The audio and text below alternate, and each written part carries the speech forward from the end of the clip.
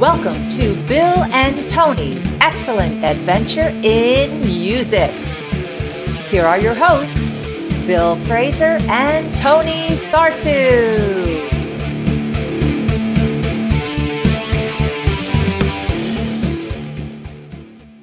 Welcome to Bill and Tony's Excellent Adventure in Music. I'm Bill. And I'm Tony. And we're going to explore our love of music by sharing some facts and our thoughts on some of the best albums of all time. And today's album is All Things Must Pass by George Harrison. All Things Must Pass was released on November 27, 1970. It was number 437 on Rolling Stone's list in 2003, moved up to 433 in 2012, and is now sitting at number 368 on the 2020 list. And this is my problem with the Rolling Stone list. There's no way this album is only in the top 400. It is a much better album than that. Yeah, it's. I think The Guardian did a list where they listed the top 10 albums not on the Rolling Stone top 100, and this was number 9. So there seems to be a gap between what Rolling Stone thinks of this album and what maybe the rest of the world does. So as far as basic sales information goes, it has certified sales of 3.7 million, which confused me because I kept seeing that it was a 7-time platinum album. And then I realized that because it was a double and technically a triple album, they multiply it out for the double album. I didn't know they did that. Yeah. That's interesting. Yeah, so that's why you'll see 7 times platinum, but it's really only 3.7 million units sold. The album was recorded between May and October of 1970, and it was released on November 27th of 1970. And it was on Apple Records, that's the Beatles production company, and it was produced by George Harrison and Phil Spector. So, Tom, why don't we talk a little bit about 1970 itself and set the context for the year? So 1970 is right in the heart of the Vietnam War, and 1970 is the year that the Beatles break up officially. It's also the debut of the Jackson 5 on American Bandstand, and it's a year when the voting age is reduced from 21 to 18. Doonesbury is brand new, first year. The Apollo 13 happens. The EPA is established, and Richard Branson founds Virgin Group. Wow. In TV, Marcus Welby, The Flip Wilson Show, and Here's Lucy are top television shows. And in the movies, Love Story, Airport, and MASH are the top movies of the year. In sports, Kansas City won the Super Bowl. Baltimore won the World Series. The Knicks. What? The Knicks won the NBA championship. Unbelievable. And for anybody who's a baseball fan, it was a huge year because it's the year that Curt Flood filed his suit that actually led to free agency in baseball. So, interesting year. For sure. And the year was also interesting in music as well. There were 12 distinct number 1 albums. The biggest seller for the year was Bridge Over Troubled Water by Simon & Garfunkel. The year began with Abbey Road at number 1, and it ended with Abraxas by Santana at number 1. Other number 1 albums for the year were Led Zeppelin II, Deja Vu by Crosby, Stills & Nash, McCartney, his solo album, which kind of really put the final stamp on the end of the Beatles. Let It Be, which came out after McCartney and was number 1 after it, but was recorded before. The Woodstock soundtrack, Blood, Sweat and Tears 3, and Cosmo's Factory by CCR, and then finally Led Zeppelin 3. Well, and there are a bunch of interesting albums that year, Tone. On top of that, you've got Miles Davis, Bitches Brew, The Stooges, Funhouse, Van Morrison, Moondance. So there was a lot of interesting stuff that year. And as far as the singles go, the top single was Bridge Over Troubled Water. Number 2 was Close to You by the Carpenters. Just like me, they long to be close to you. La, la, la. Number 3, American Woman by the Guess Who. We, because of our age, think of Lenny Kravitz version, yeah. But this is the original. Number 4 was Raindrops Keep Falling on My Head from B.J. Thomas, and that's from Butch Cassidy and the Sundance Kid. And then number 5 was War by Edwin Starr. Good God! What is it good for? Absolutely nothing. Say it again. Other notables in the top 100, number 7 and number 15 were I'll Be There and ABC by the Jackson 5. Number 9 was Let It Be. Number 33 is the original Venus by Shocking Blue. And I gave that a listen last night, and I forgot what a really good song that song is. I think both the original and the cover are awesome. So I agree. And the last song that I want to mention is Candida by Tony Orlando and Dawn. And I listened to that song last night, and it just brought me back to my childhood and made me really think about the fact that, you know, my dad grew up loving the Beatles, but then as we keep doing these shows, I think back to my childhood and I realized that I never heard the Beatles growing up. I didn't either. Ever. Yeah, I didn't either. And I couldn't connect the dots on why my dad loved the Beatles and yet we never listened to it. But I was thinking about this song, and I heard this song a million times growing up. I can't say that I remember it. I probably have heard it, but I can't say that I remember it. But I do want to add that I just driving down the turnpike, there's a big billboard. Tony Orlando is actually still doing shows. And he's probably killing it. And he's probably killing it. So that's it for the singles. Bill, do you want to tell us your personal history with this album and George? So my personal history with this album, and specifically George Harrison, is really very much related to my Rolling Stone Top 500 album listens. I had not listened to this specifically ever. I had heard a few of the tracks on the album, but I had never listened to the album end to end, and I didn't really have a lot of experience with George Harrison. He was the quiet Beatle, and never really thought of him too much, really before listening to this album end to end, and it blew me away when I listened to it and really came to appreciate specifically his artistry and what he brought to the Beatles. And it really, when I re-listened to Beatles music, it really made me think how much they really were a band and not just John and Paul. Well, for me, my two favorite Beatles songs for a long time now have been Something and Here Comes the Sun, which are both George tunes. So My Guitar Gently Weeps, which my is favorite. also really, that's your favorite? Yeah, it's a fantastic song. So basically, our favorite Beatles songs are the George songs, which then doesn't surprise me as, you know, I come to think about this album and even before this album. Growing up as a teenager, when the Wilburys came out, loved the Wilburys. Yeah, agreed. And I loved the Wilburys with no context for who George. I mean, I knew who he was, but I didn't, you know, appreciate him as a musician. He was just, you know, one of the Wilburys. Wilburys. Yeah. You know, so but especially that first Wilburys album is amazing, and I know that we're going to talk about that in our interview later on a little bit. So as far as my history goes, my two favorite Beatles songs are George's songs. Love the Wilburys. Never listened to All Things Must Pass. But then the last personal note is that If Not For You is me and Colleen's wedding song. I didn't realize that. Well, you didn't realize it because we didn't use George's version.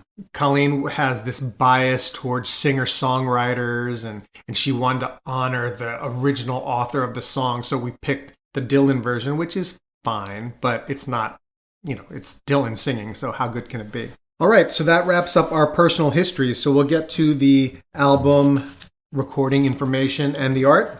So I mentioned the album was recorded in 1970, and it was recorded first at Abbey Road Studios and then later finished at Trident Studios. And isn't it amazing how many of these albums, we've done 15 shows, and it seems like half of them had some connection to Trident Studios. Yeah. So that's where it was recorded. We talked about who produced it, and really it was a Hall of Fame or all-star cast of people who appear on this album.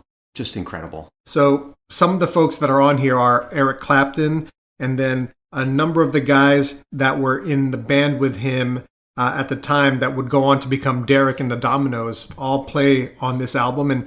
And as we go through some of the tracks, I'm going to keep coming back to the fact that how many of these songs, a number of these songs sound so much like Clapton or Derek and the Dominoes songs, which is not a bad thing. No, not a bad thing at all. Yeah. Other folks here on the album were Gary Wright of Dreamweaver fame, the band Badfinger, which was on Apple Records, so one of the Beatles' proteges, Alan White, who's the future drummer for Yes, Dave Mason, Peter Frampton, and just really an incredible pull is Phil Collins. He's on The Art of Dying playing the bongos, and this was pre-Genesis. This was sort of like he's an unknown sort of session musician coming in to play the bongos on All Things Must Pass. Well, and not to mention Billy Preston, who's kind of ever present on some Beatles stuff as well, and just amazing. Yeah, I had actually just seen an interview with Peter Frampton, and I hadn't until I started looking into who was on the album. I knew Clapton was, and I knew the all-star cast, but I didn't realize Frampton was on the album. And the interview with Frampton was like, yeah, I was kind of palling around with a couple of guys, and they said, hey, George would like you to come into the studio. And he's like, George wants me to come into the studio. What does George want me to come into the studio for? So he thought he was just going to listen. And he came into the studio, and he's like, he knew Clapton was playing with them and whatnot. And he's like, I'm not even going to try to imitate. I'd like you to play in my... You're not going to try? It was really bad, yeah. So he asked him to play on the album, and he's like, but Clapton's playing on the album. He's like, well, he can't play on every song, and I really want you to play on the album. And he was just blown away by the fact that he actually not only got to sit and listen and watch these artists play, but he actually got to be a part of it. And the fact that like a young Frampton is on this is like, holy cow. Like, the three guitarists on this album, between Harrison himself and Clapton and Frampton, like, holy cow, that's like the three of the best guitarists of all time. And that story that you just told reminds me of a story that we're going to hear later on with Laura talking about how the Wilburys got put together. Very similar story involving Tom Petty. So tune in later for that. So Bill, do you want to tell us about the album art? It's kind of a noteworthy cover. Yeah, I do. So Barry Feinstein shot the photo for the album cover. He also shot a lot of other artists. So he shot covers for Dylan and Joplin and many, many others. The title and the cover are such a hat tip to moving on from the Beatles. All things must pass, things move on. The visual of the album cover with George sitting on a stool with four lawn gnomes who are really kind of representing the Beatles and him above them. It's really a visual of like, I'm moving on. It's time for me to move on. It's a fascinating black and white album cover. And then when they did the reissue 30 years later, that's the now colorized version. They colorized it, yeah. All right, so we'll just do a quick artist background. I know we've talked a lot about the Beatles in the Sgt. Pepper show, so I'll just mention how when George became acquainted with Paul, they were just school kids riding the bus to school, and George was a few years younger than Paul, so it was sort of a almost a little brother dynamic. And then when Paul brought George to John when they were working on putting together a band, George was definitely almost like a second-class citizen, like an afterthought, like almost like a mascot. Wasn't taken very seriously, and that dynamic from the age of 14 plays out all the way through to the end of the Beatles. 100%. And then you get to closer to when the album actually is recorded. In 1968, Harrison goes to the U.S. He spends time in Woodstock. He becomes close with Dylan, gets to see Dylan and the band and how they interact. And really, that's the first kind of thinking for him, at least a lot of the stories I've read, is he sees the dynamic of how Dylan and the band are kind of equals in how they collaborate. And he's like, that's not what I'm getting. So he was writing a lot. And from 68 to 70, he starts working on extracurricular projects. And specifically in 69, he started working on extracurricular projects, one of which was working on Plastic Ono Band, which is Lennon's album. And interestingly enough, in 70, when they were still working on Plastic Ono Band early in the year, Harrison asked Phil Spector to join him, to come to the studio with him to help on one of Lennon's songs, and he helped on Instant Karma. And it really kind of led into the whole Spector of it, working on Let It Be, and then being the co-producer on All Things Must Pass. Oh, really? So that's how Spector came into their universe? Harrison kind of brought him to that Plastic Ono Band, specific recording for that track, and it kind of led into them asking Spector to put together the the sessions, that would wind up becoming the Let It Be album. Basically, the Get Back recording sessions would wind up becoming the Let It Be album, and that's, if you watch on Disney Plus the Get Back Peter Jackson behemoth of a movie, what Phil Spector would wind up doing is kind of condensing that down to something that would be Let It Be, and people feel very mixed about what it wound up becoming. Some people really like it, and some people are like, he Phil Spectored it, and but that's what you got. So. Well, and getting back to the Spector of it all, the Harrison talked about 30 years later or during the re-release that he regrets all the echo and the wall of sound stuff. Too much of it. Yeah. I personally, on the songs where it's there, it's a signature part of the music, so I don't have a problem with it at all. But I could see why he would think maybe it's a little bit too much. You're losing some of the musicality, I guess. Yeah. No, I agree, and I think the interview I saw similarly at the anniversary, Harrison was talking about it, and he said when he first heard a few of the songs, he hated them, and they grew on him. And he actually appreciates what Spector brought to it, but at the time he was just like, I don't like this. So the only other thing I would mention is All Things Must Pass wasn't actually Harrison's debut solo. Harrison's debut solo was Wonderwall Music, which I didn't actually even realize that. And I'm like doing a jump in my head going, I wonder if Oasis actually took that because of the Harrison of it. And has to, right? I'm thinking they had to have, yeah. And it's an instrumental album. Really cool. I don't know if you had a chance to listen to it. Really cool album. But he recorded that in '68. But he considers All Things Must Pass as his first solo album. All right. So that brings us to our next segment, which is something you might not know. And rather than doing our normal nuggets that Bill and I bring to the table, we've brought in an expert ringer for this episode segment. We've got Laura Cantrell with us. She's the host of Dark Horse Radio on SiriusXM on the Beatles channel. So you can catch that show 3 times a week. I think we talk about that later on in the interview when you can catch it. But Laura is not a Beatles expert, but she is a George Harrison fan and does host this show. And she gets access to information directly from the Harrison estate and has interviewed Olivia Harrison as well as other members of the family. So she does bring a lot of stories about that you might not know, that we didn't know, and we're really excited to have her on. So please enjoy our conversation with Laura Cantrell.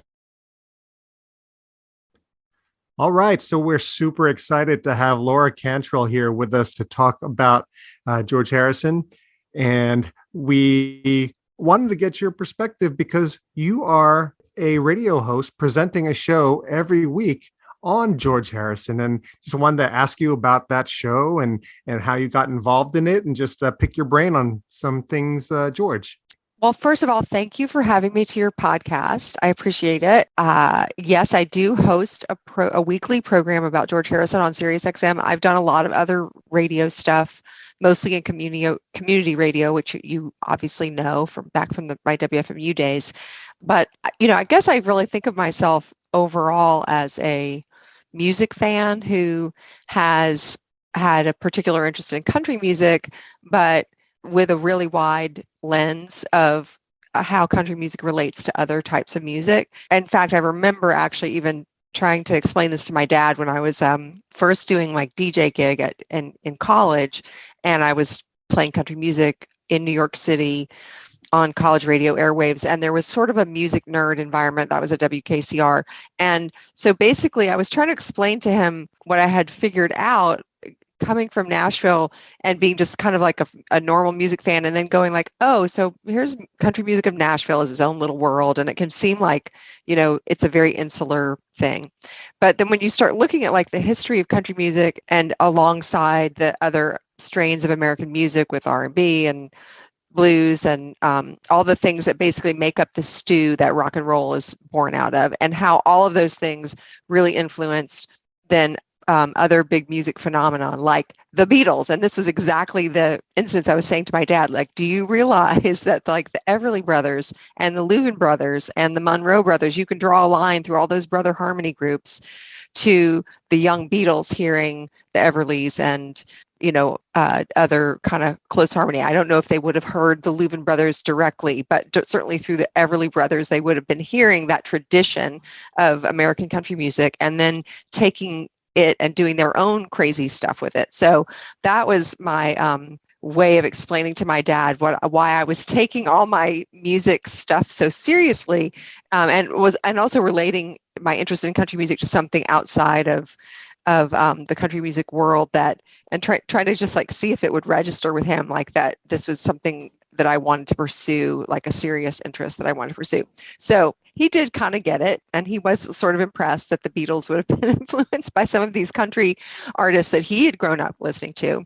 And now maybe it doesn't seem like that kind of astonishing a connection, but back in, this would have been like the late 80s, early 90s when I was starting to do this stuff, people didn't think about like lineages that way as much. They were like, oh, that's another genre. Oh, Beatles are rock and roll, and maybe Elvis is rock and roll, but such and such is country, and they're not related, and they didn't see the connections as closely. So jumping forward to George Harrison, I always just instinctively thought of George as the country Beatle, mostly because of his very self-professed love of like Carl Perkins was such an influence on him, and also because when he made All Things Must Pass, he hired one of the best pedal steel players in Nashville to come to England. And it's the only time that ever happened where, Pete Drake flies to London to go play with now just a very recently former Beatle on his first solo album. So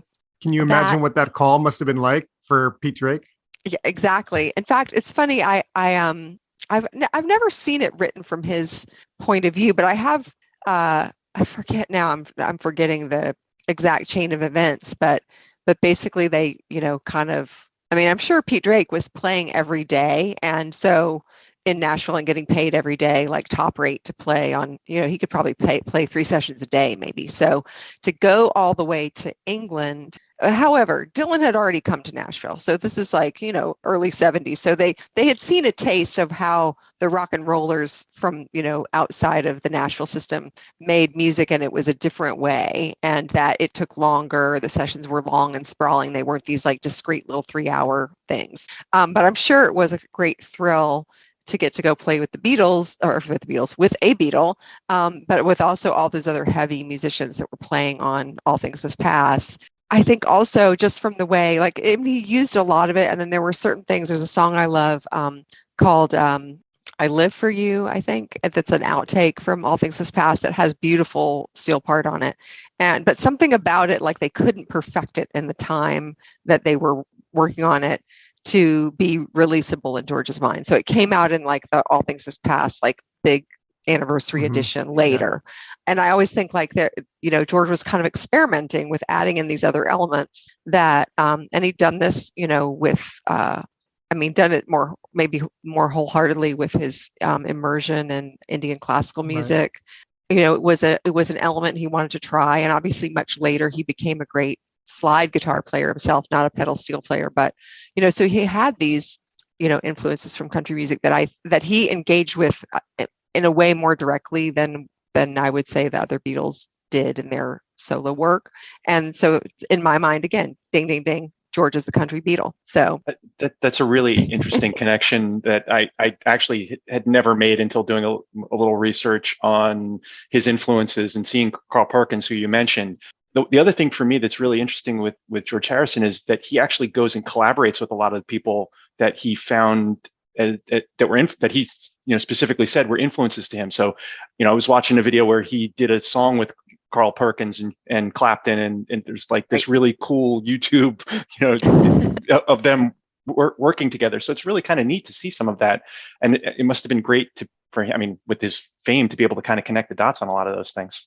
Yeah, and I think this is just still like a very outside view, but George seemed to like to bring people together. He certainly did that with his passion for Indian classical music and with working with Ravi Shankar, and then all the Indian musicians that came through, both to play on recordings on his Dark Horse label, but also in London when they did these big concerts that they would rehearse out at Friar Park with these, classical musicians that were Ravi Shankar's recommendations that came from India. But that's a kind of well-known kind of reference chapter in George's development, but he did it throughout his career. And so, and he continued to do it, I mean, all the way up until the Wilburys. It's still like connecting with people and bringing, and in some ways, like seeing where there was common ground to have fun playing music together. And I think that was really about finding this joyful place where you could trade ideas. And he tried it to some degree with the Woodstock crew, and going to meet Dylan, and well, not meet Dylan, but to go to play and kind of hang out with Dylan on Dylan's turf. So that's something that it seemed like George was more into exploring than Paul McCartney could just kind of go at anywhere and be Paul McCartney. So, but George liked to seek out other scenes and kind of try to connect with them. And if this is something I didn't realize so much, but he spent a lot of time in LA when he, Dark Horse Records was formed in the early 70s. And it was kind of this alternate home for him. And he also connected with the LA music scene, like of session guys who were playing on all those records, like Jim Keltner and Danny Korchmar, and the guys that he then released on Dark Horse and Attitudes and these other groups. So he kind of, wherever he went, I think he kind of tried to do that, forging these connections and seeing what work it turned into, and then trying to support artists that he loved himself or work with them to see if his fancy Beatle famousness could lift them up to some degree. So, well, even with, you're talking about Dylan, but, I saw somewhere where Dylan was crediting him with sort of helping him revive his career in the 80s with the Wilburys. Even though he was famous and stuff, he hadn't really been producing new music, and it helped him find a new course. And now, the three of us have all seen Dylan in the past 12 months, and, he's doing amazing new work. Well, I think Roy Orbison had good success after working with him as well, and he had been kind of quiet for a period of time too. So. Yeah. Well, it's so interesting to me that all the, I mean, so I'm of a certain age, and the Wilburys came out when I was in college. So, and it was just such a fun, like the sound of it was so fun. And again, this is me thinking of like George is the country Beatle. There he has, Tom Petty from Florida, and who's not a country guy, but has, some country roots. And all the country artists now love Tom Petty, and Tom Petty's a big influence on them. But Roy Orbison, a guy who recorded for Sun Records, and he was in that. I mean, they all kind of worshipped him. But they, he did also get, kind of recontextualized to a different audience by getting to hang out with Jeff Lynne and Tom Petty and George. So it's a whole, I mean, it was like kind of a love fest. But I just also, I freak out about the Wilburys and on a few different levels. One is the total accidental nature of how they came to be, which if you want me to say a little bit about it, I can. That would be great. Yeah. Absolutely. Okay. So basically, Jeff Lynne from ELO is producing some kind of recording. I don't know if he's producing a record with Roy Orbison or recording, but he's working with Roy Orbison. And he goes to lunch and he says, "Oh, I'll invite my pal George Harrison to lunch." And he's kind of like impressing Roy Orbison and also getting, George, like, who wouldn't want to go have lunch with Roy Orbison? So they do that, and they start talking about a song that George Harrison owes his record label. It's going to be a B-side to one of the songs from Cloud 9 that's going to be a single, and they need a B-side. So the record label's like, "We need that record." So George is like, kind of, it seems almost like nonplussed, like, "Ugh, I've got to go back to the studio. It would be a lot more fun if I could do it with you guys," and they sort of dream up this thing at lunch. And then they were like, "Well, where could we record it?" "Well, we can't get into any good recording studios on such short notice. So, oh, I've got an idea. Let's call Dylan, who lives, in the next town over or whatever, and we'll see if his recording studio in his garage is free." And so they call Dylan, and Dylan, I don't know what the exact time frame was, but you can think of it as like a sort of sun-kissed day or two, maybe, where this thing evolved. It could have all been one day. But then Dylan basically agrees, and then they're like, "All right, well, now we're going to do this thing right now." And they're kind of getting into gear, and they and George wants a guitar that he's left over at his pal Tom Petty's house. So he has to go by and pick it up. While he's there, he says to Tom, "You want to come in? Want to just jump in on this thing? We're just doing this thing this afternoon."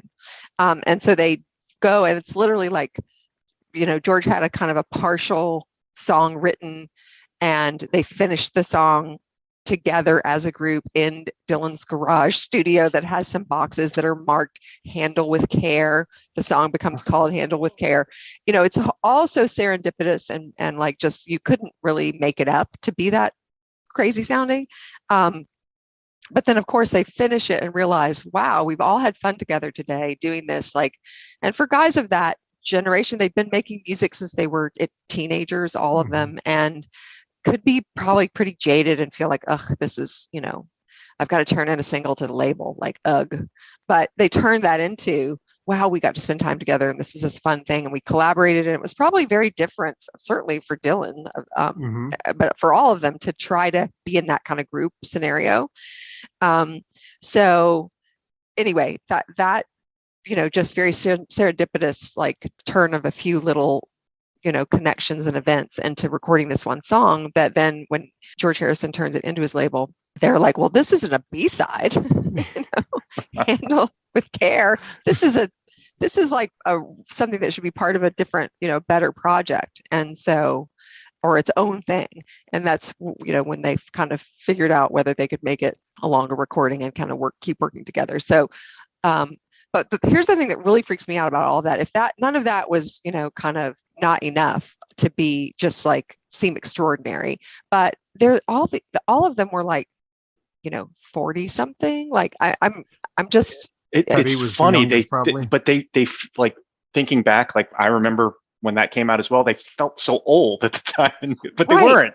They weren't. They were so young, and but they'd already had like 10 careers, each of them, phases of careers and different things. I mean, it must have seemed like a long time since they really kind of had fun doing what they did in a professional terms, so, or with something new that then that would become, a new type of project that then they could promote as a new thing. So the idea of them as being these like, oh, jaded old family guy, they're just young guys raising their kids, literally, with all little kids. And because that would have been 88 or so, right?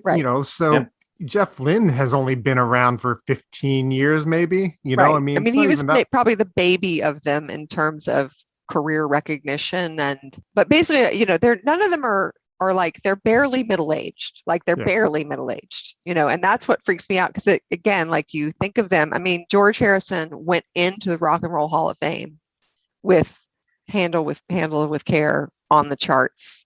And so he seemed like this old guy from the Beatles, several generations ago, yet here he is with this contemporary hit with these guys. So I just love that about them, and that, I mean, it's just different today. Or maybe my career is different, and I wouldn't even compare myself to those guys really in any way at all. But the idea of them being so young and yet so experienced, and then going on to continue going. Yeah, I don't know. There's just something really cool about it that, it kind of messes with my idea of like, what is longevity, and what, it can mean different things to different people. So anyway.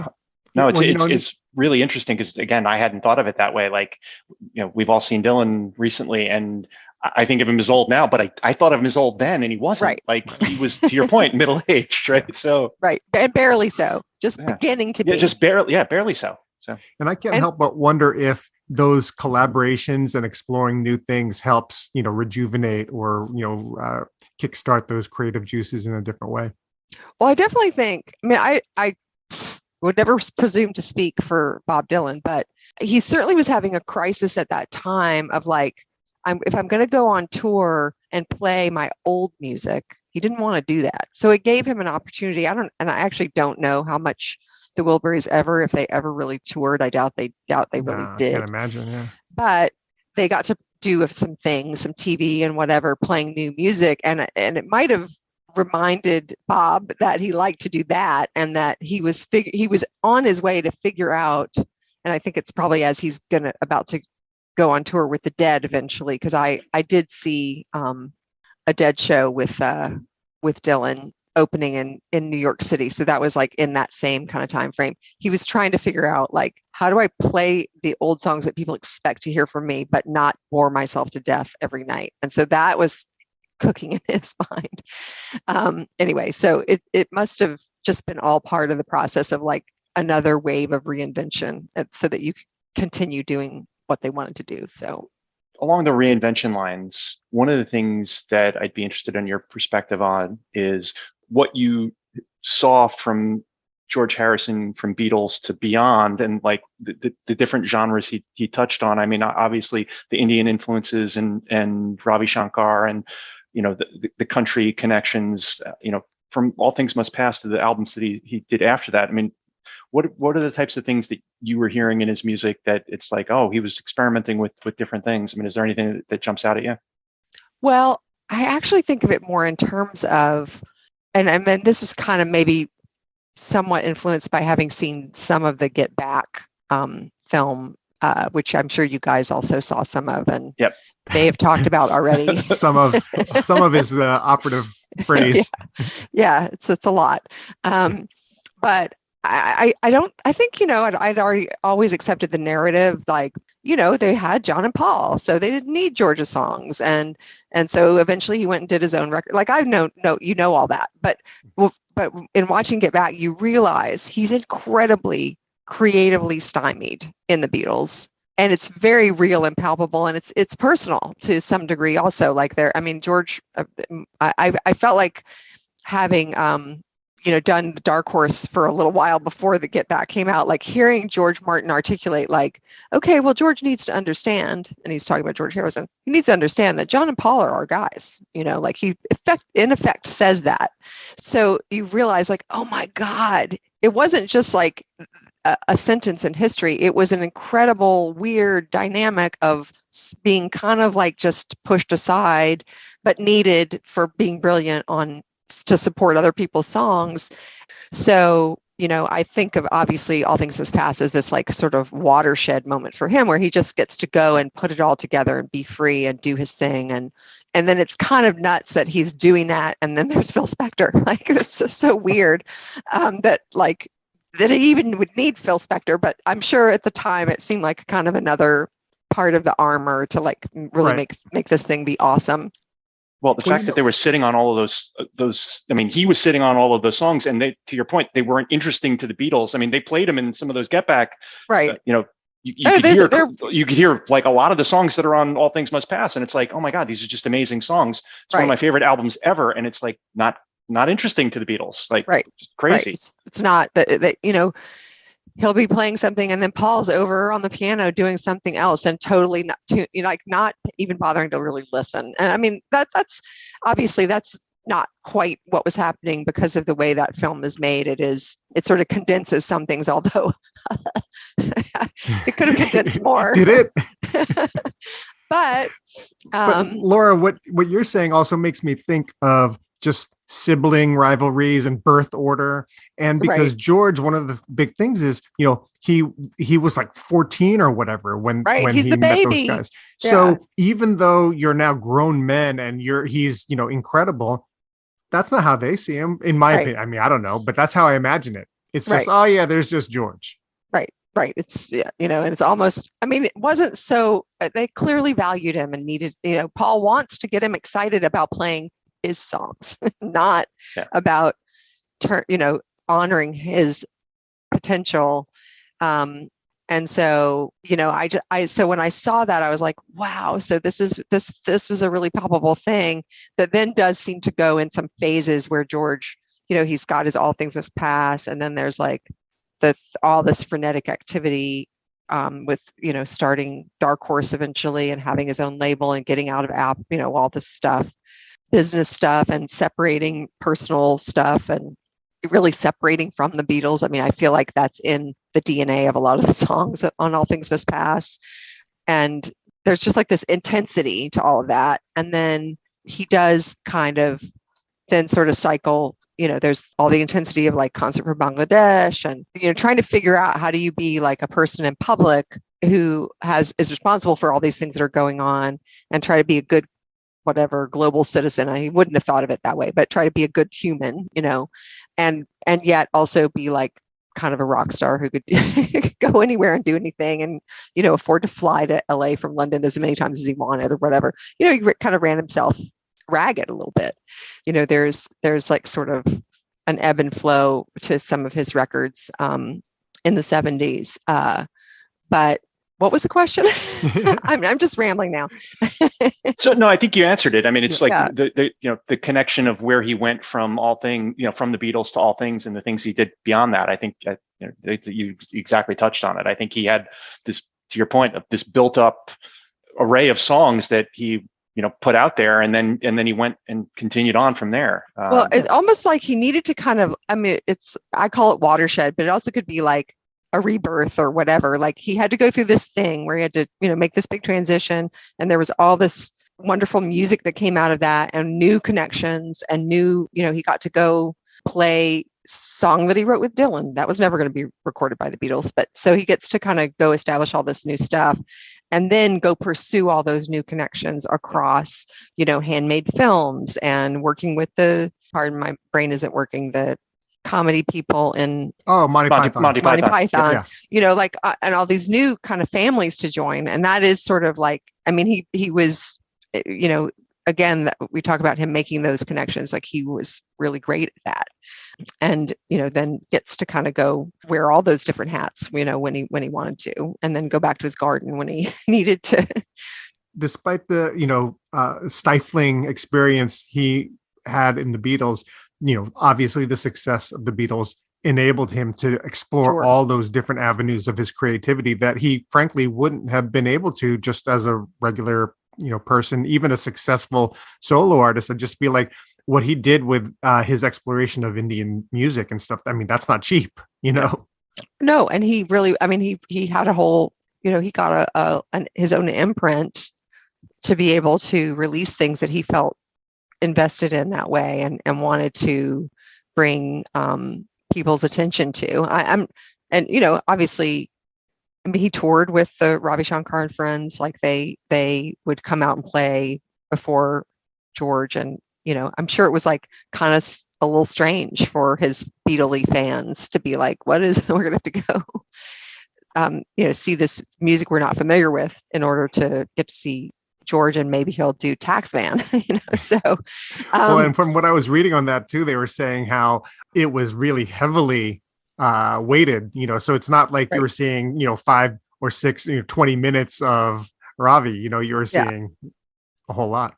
So we've only got 5 minutes. We got 5 minutes left with you, so we don't want to run out of time, so we want to just say thank you for coming on with us. And I wanted to mention that the airings when your show is on. Is that all right if I Sure, do that? of course. Of course. Yeah. So Dark Horse Radio is on SiriusXM on the Beatles channel, and it's on Thursdays at 3 p.m. Eastern, with encore airings on Saturdays at 11 p.m., Sundays at 4 p.m., and Wednesdays at 7 a.m., all times Eastern. Is there anything else? Because first of all, this is not what you do primarily. Is there anything else you want to tell us about? Well, I just want to say more. You had asked a question in the email. I just want to say that I feel incredibly lucky to have been able to work with the Hairston Estate, because they want the show to be as accurate and reflective of George's own passion for his music as it can be. And so I've learned a lot by being able to work with them. And Don Fleming is the archivist for the Harrison Estate, and he and I primarily work together on the script. So, I don't work on them. I, get to deliver them, but that's been a wonderful education for me. And it's just, it's been such a cool, some people would think of me as like the Kitty Wells lady or the country women in country music lady. So it's a cool element of music that I didn't think I was going to get to work with, that I really have appreciated. So thank you so much for having me on your podcast to talk a little bit about it.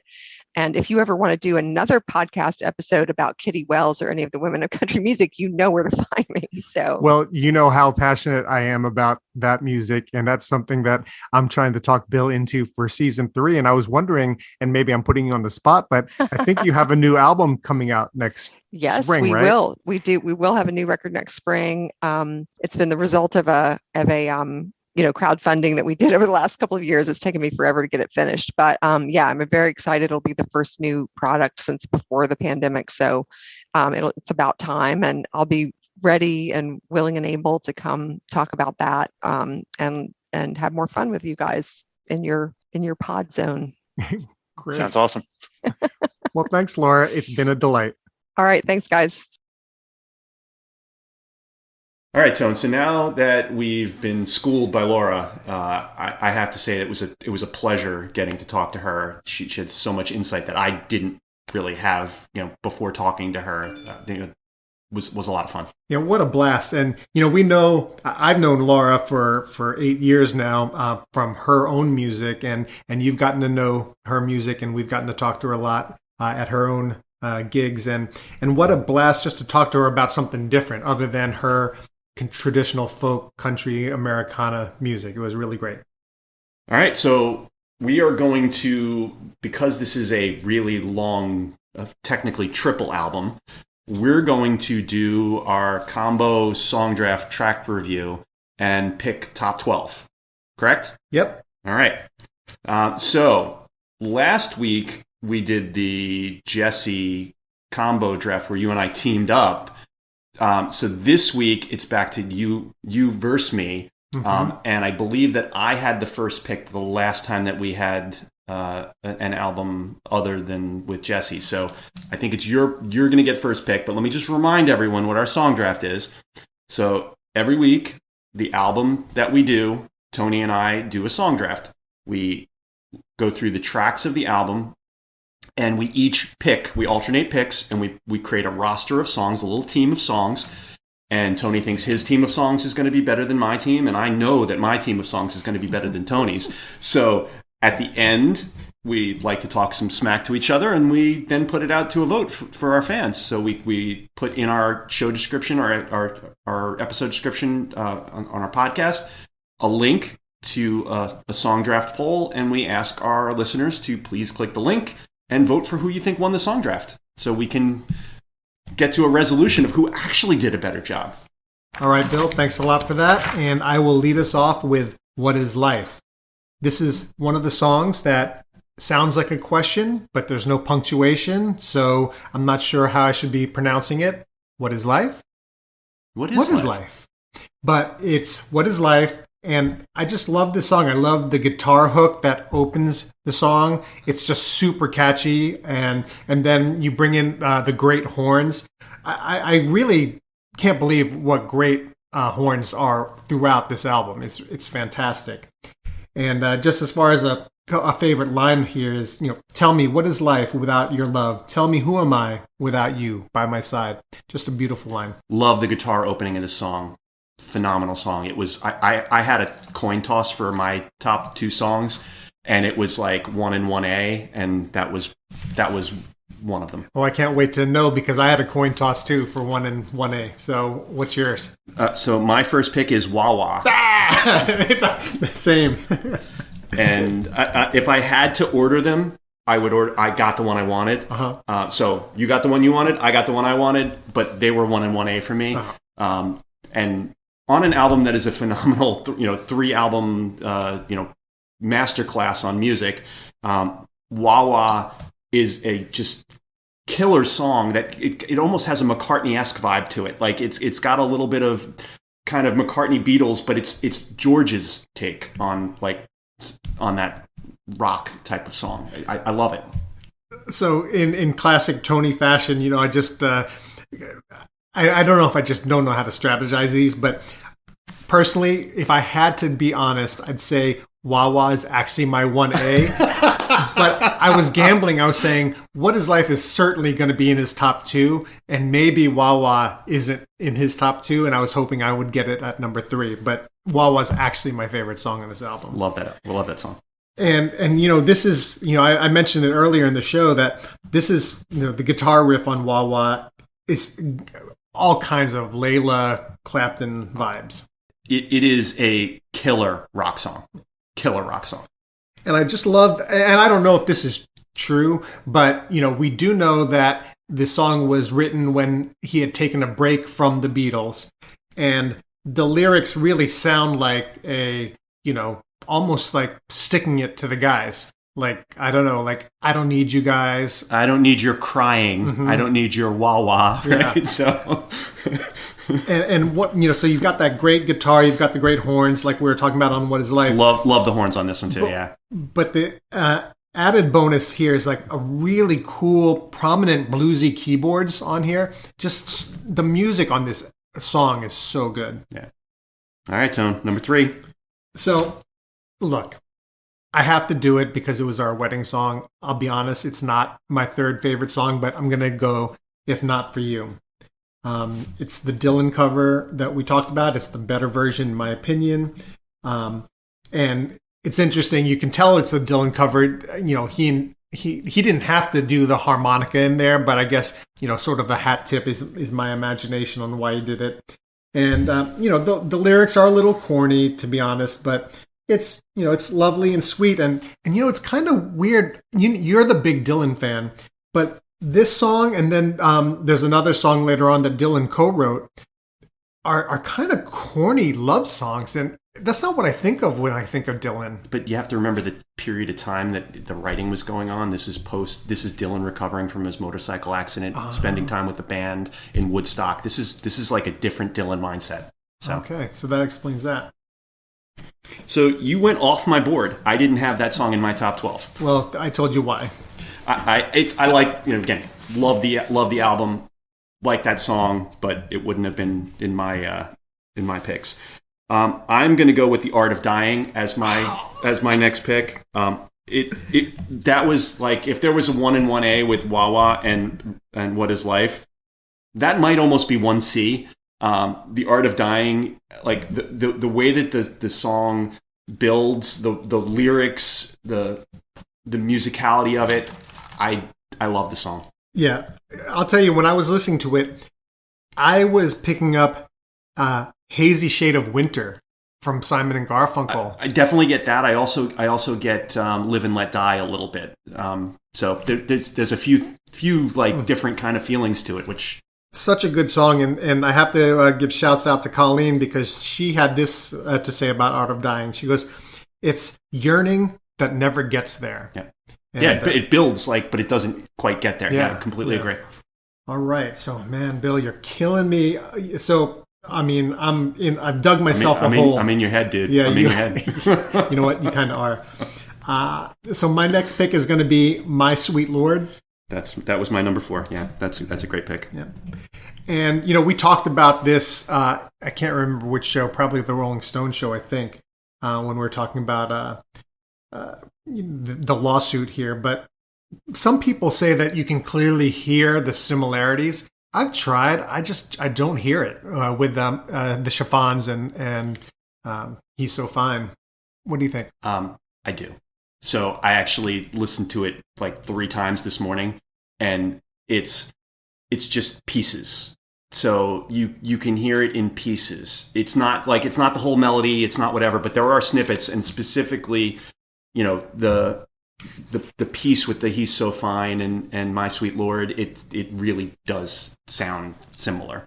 But it's not the whole song. Like, he takes maybe a piece of it and builds his own song around it. Again, building songs around, little sounds, like, I don't see that as stealing or whatever. I see it as unintentionally copying, as the judge said. Yeah.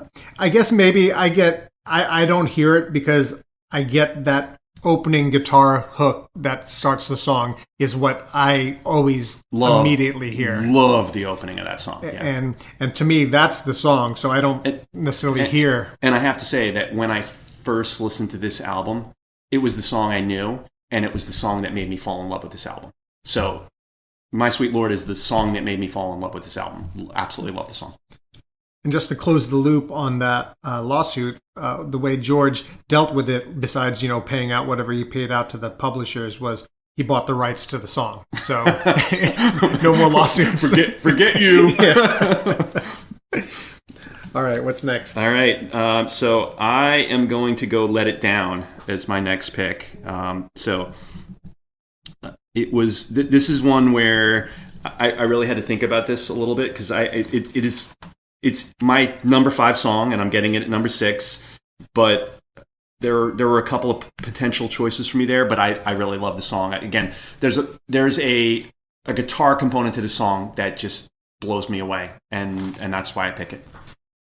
This song is so interesting. I had it at number 6 too, so I feel similarly. It opens with that wall of sound, but then immediately morphs into this smooth jazz thing. Well, did you listen to the alt version, the other recording? So if you listen to the deluxe, there's 2 versions of it. Listen to the secondary. It removes the wall of sound. It's really cool. Okay. So I was confused by that, thinking I was getting one thing and then immediately getting something so different. Yeah. But then when you get to the chorus and at the end, it does rock out again. Yeah. So it's really an interesting progression on the song. Yep. All right, so now it's me. I'm going to go Isn't It a Pity? And the first version, because there are 2 versions on this as well. Yep. Love it. So that's right around where I had it as well. Love that song. And it's a kind of brooding.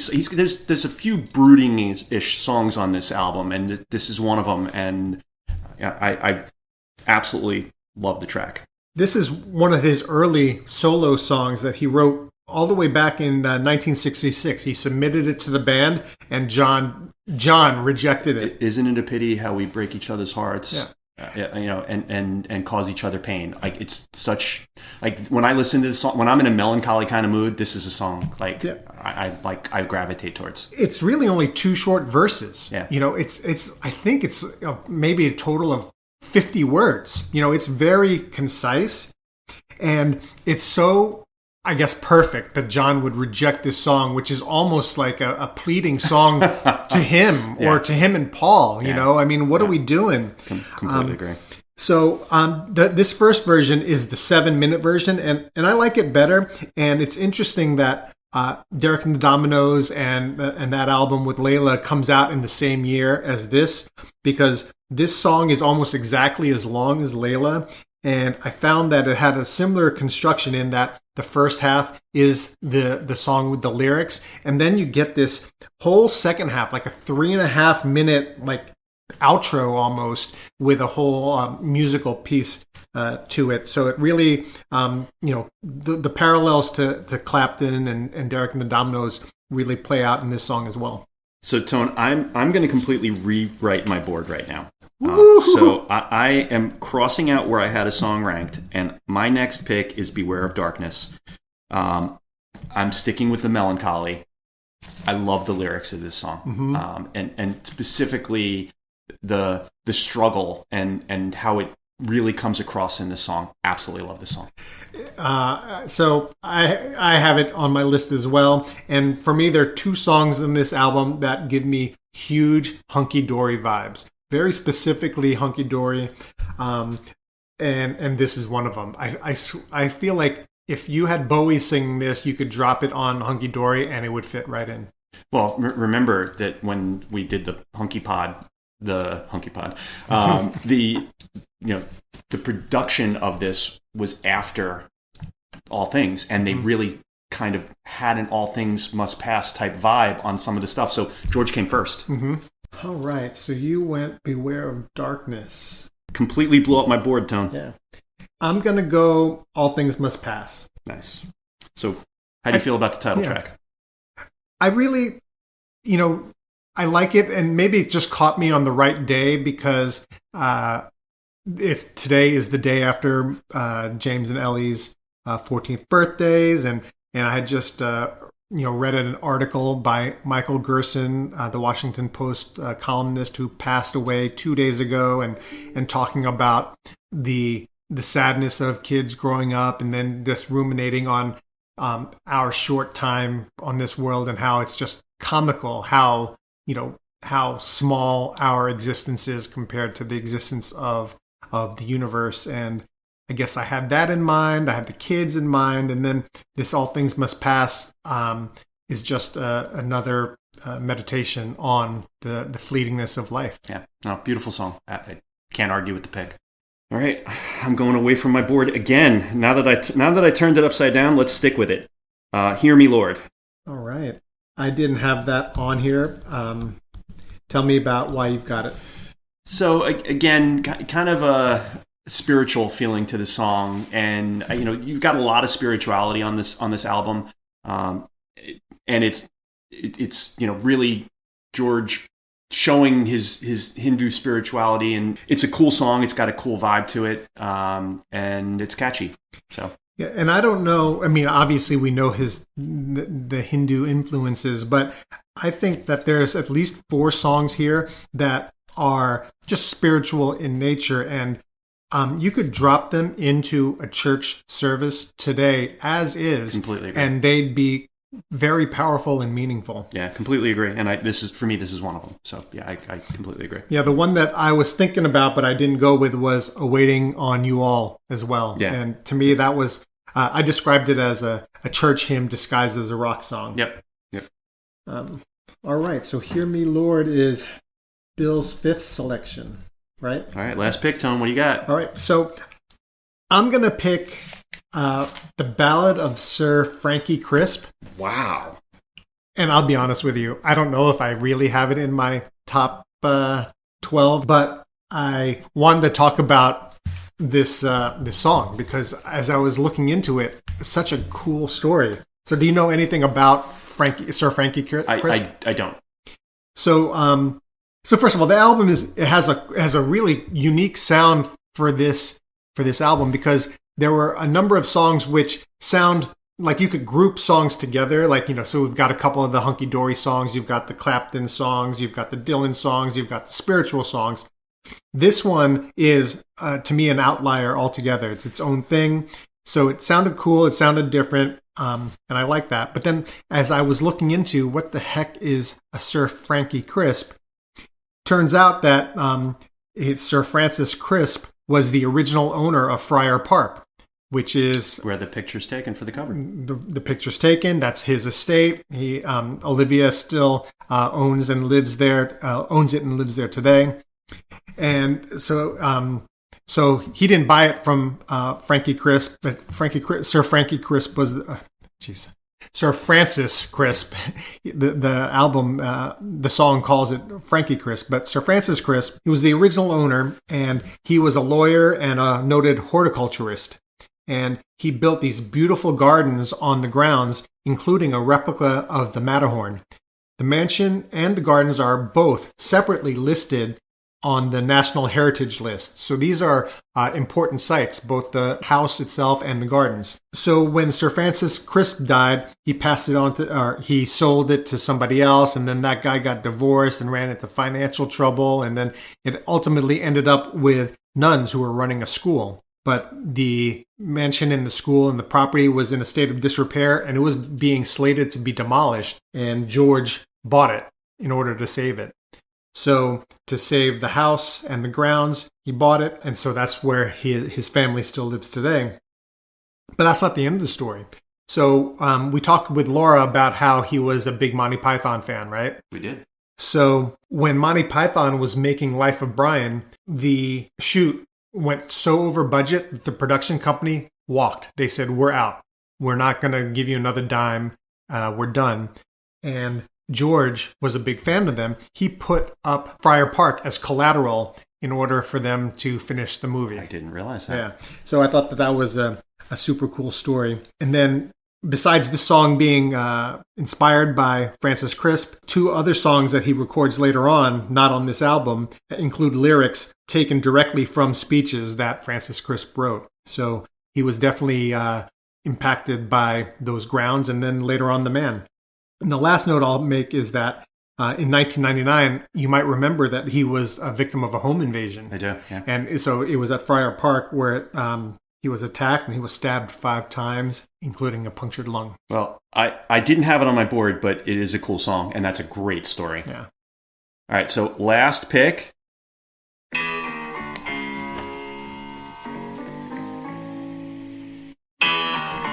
Couldn't not pick it. Such a jam.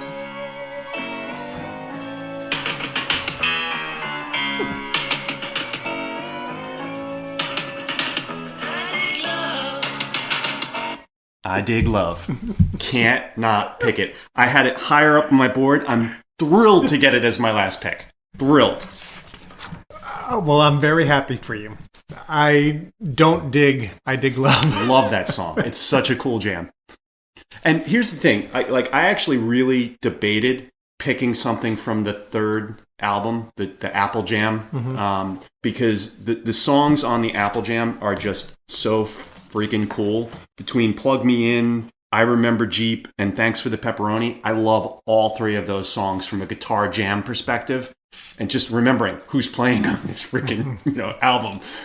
Just amazing tracks. But I had to stay kind of true to not picking just kind of a jam tracks and go with I Dig Love. Cool. Well, being true to yourself. That's how you end up winning these things all the time.